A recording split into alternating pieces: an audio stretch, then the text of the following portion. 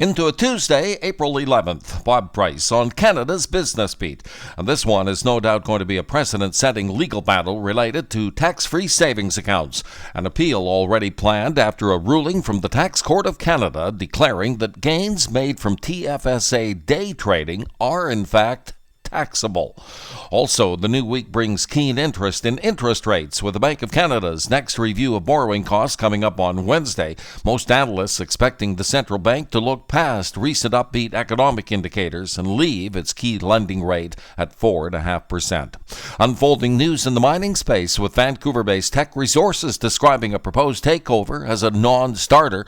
Teck Brass urging investors to ignore a $23 billion pitch from UK mining giant Glencore and to focus instead on this month's vote to spin off the company's coal division into a separate company. Glencore, though, not giving up, now sweetening its offer with an extra $8.2 billion in cash. Spread the news and tell your friends about Canada's Business Beat, your daily go-to for the business news impacting you, with listeners in over 20 countries, on Twitter and wherever you get your favorite podcasts. Quite the buzz in the cannabis sector, with confirmation in that Nanaimo-born Tilray has now struck a $229 million deal to acquire Hexo.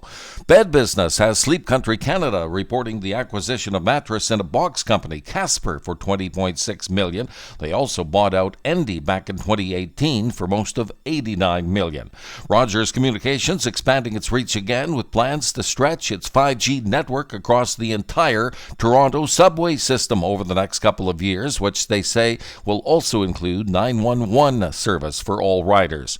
And on the Business Beat radar for the rest of this week, quick serve restaurant operator the MTY Food Group will report first quarter earnings on Wednesday, second quarter numbers from Chorus Entertainment on Thursday, and February manufacturing data and Canada-wide home sales figures on Friday.